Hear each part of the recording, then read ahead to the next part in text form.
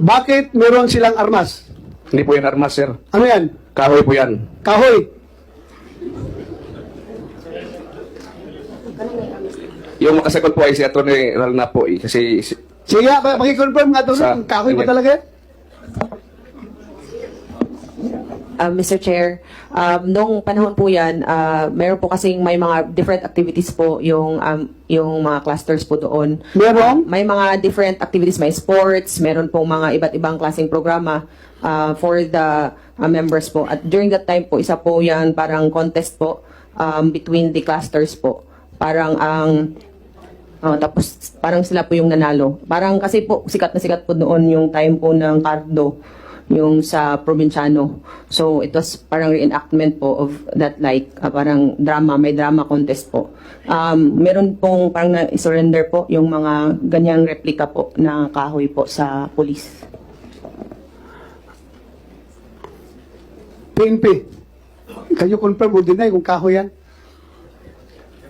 I-zoom in nyo. Tingnan nga nyo.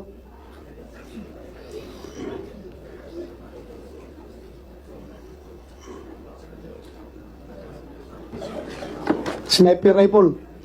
Good afternoon, Your Honor. Yes, yes. I am Police Captain Basil Monteroso, Your Honor, Go ahead. the Chief of Police of Socorro, MPS, Your Honor. Hanggang ngayon.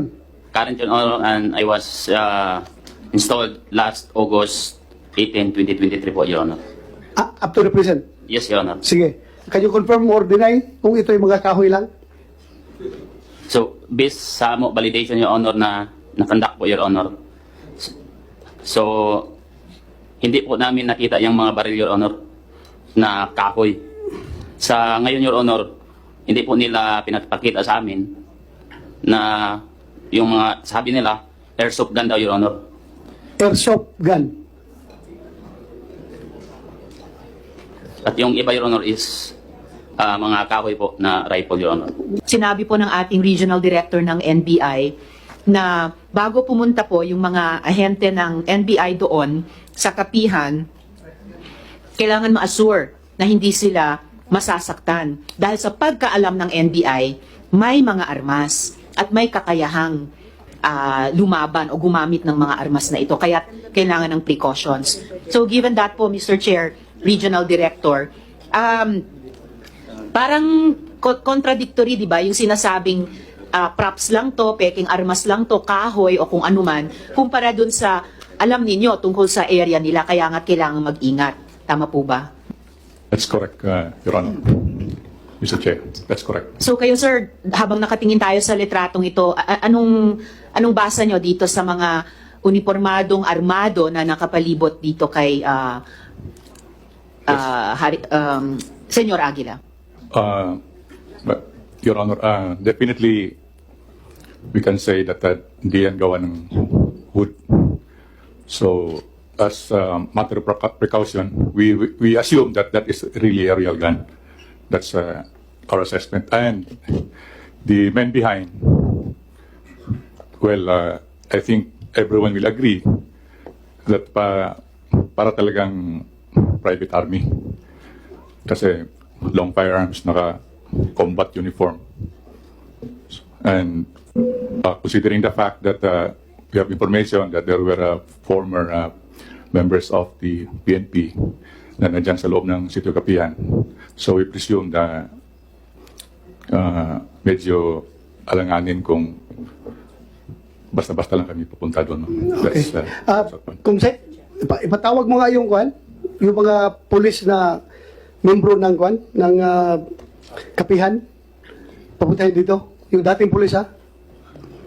Go ahead, Mr. Chair. Salamat kayo, Mr. Chair. And in fact, maalala din po natin yung sinabi kanina ni Sir Jeng na may 7 levels yung Soldiers of God mula sa pinakamataas na Agila hanggang sa pinakamababa at pinakabata, 6 to 7 years old. So, Sir Jeng, ang ganito ay, ano ba to? Ano ba level ba to? Mga Agila po ba ito? Second level na po yan, ma'am. Agnos. Second level lang ito, Agnos. So, may isa po sa amin dyan sa, kasama namin sa witness na madali ma-verify. Andun po siya sa picture. Sa likod. Kasama po namin dito. Okay po, Sir Jeng. At yung mga dalang armas dyan ay Totoo ba yan o peke ba yan na gawang kahoy lang? Totoo po, ma'am. Salamat kayo, Mr. Chair. Thank you, Senator Risa. Ano yung pinakamataas na level? Agila po. Agila. Kayo. Kilala niyo yung mga tao na yan? Yan, kilala niyo yan? Kilala po. Saan dyan ang mga dating pulis? Dating sundalo? Meron dyan? Meron po. Saan dyan? Si Daryl Buntad. Si Daryl Buntad po. Daryl? Buntad. Si Mr. Landag po. Nasa katabi ni... Sige, patawag natin. Kumsek, saan na yun sila? Dito, may mga bakante upuan dito. Upuin dito. Ms. Lovely, sabi nyo, teka, nasaan na yun? At least dalawa dito sa photo na to ay sniper? Yung pong mahaba po, hawak ng kapatid ko, bago nagsimula yan po, kasi flag racing po namin yan, ma'am. Ang flag racing po namin is yung sa tutuwan to po. May tutuwan to po kami, yung pong flag namin is ang parang bungo po, tas may dalawang itak na nakaganon, itim po na bungo, tapos ang nakalagay doon is sikulorum. Yun po nakalagay. Tapos, So, may ang flag aawitin, ninyo ay hindi watawat ng Hindi Pilipinas, kundi secula seculorum. nakaganon po kami, lahat. At, sige po. Tapos kapag dadating na si Senyor Aguila, bago magsimula yung flag racing po, sisigaw po yung assistant backcom na handa sa pagpugay. Gaganon po kami lahat. Tapos yuyuko kami kapag dadaan na si Senyor Aguila. Kami lahat po. At so, ito ay flag racing. Flag racing po yung Hindi nangyari. tama yung sinabi ni attorney na ito ay program, competition, Hindi at po. gumanap sila bilang, probinsyano ba yon or Hindi po. anong show na popular noon? So, Hindi po. flag racing po ito. Flag racing po Sa yan. ibang watawat, at ang pinagpupugayan ay si Senyor Aguila. Opo, tapos na-present po yung Agnos po. Pag flag racing, bayang magiliw. Hindi po. Kinakanta. Yung tutuwan-tuhi po namin. Yung panghinirang. Organizational anthem po namin po. Yun lang ang kinakanta. Opo. Walang bayang magiliw po. Yes, go ahead, Senator Tolentino. Lovely itong mga uniforme nila. Ito yung regular uniforms o uniforme. Lagi naka-uniforme. Opo, doon po tinatahi sa kapihan po. Pinatahi sa kapihan. May ginaya. Opo. May mga tatahi po doon sa Meron amin. silang ginayang kokopyahin. Opo, meron pong Siyempre yung ginagawa. tela, binili yan eh. Opo, every cluster may outfit po na parang military po. Saan nabili itong mga telang ganito? Yun pong pinatataka namin po. Kasi Mr. Chair, kaya ako sinasabi yan, nandito siguro ang Department of Justice, there is such a thing as Article 179 of the Revised Penal Code. If you will take a look at that probably would be applicable. Di ba? Just take note of that. And perhaps the committee will likewise include that as part of the recommendations. Yusek, would you like to say something? Yes, Mr. Senator, we will look into that for purposes of case build-up. Ako po si Sergio Cubillan, sir. Ha? Ako po si Sergio Cubillan, sir. Kubilyan. Yes, sir. Dati kang anong ranggo mo? Piyoto po, sir. So, ang tanong ko, bakit kayo nag-awol? Nag-awal po ako, gaya ng sinabi ko, sir, na wala kami malayo kami sa aming pamilya, saka na kami po ay nakadesisyon, kaming mag-asawa, na pagparating na desisyon na namin na dahil doon sa minsan lang kami sa isang nakakitaan sa pamilya, na isipan ng aking asawa na ako po ay huminto na. Hindi ba, ang question na Tolentino. Pwede ba ituro mo kung nasaan ka dyan? Alin ka dyan? Wala po ako kabilang doon, Guys, sa sir. likod, wala ka? Wala po, sir. Bakit wala ka sa litrato? Nahuli ka sa picture taking. Kasi meron pa dito sa kanan, no? Baka hindi na lang nakaya. Hindi mo alam itong picture taking na to? Wala po ako doon, sir. Yung mga nandyan, kilala mo? Mga kasamahan ko po doon sa kapihan. So lagi kayo naka-uniforme ng ganyan? Minsan lang po, sir, kapag may Yung baril na hawak-hawak, kahoy o totoo baril? mga kahoy lang po, sir. Ha? Mga kahoy. Kahoy lang yan. Ba't merong ano nangyari dyan? Bakit may kaganyan?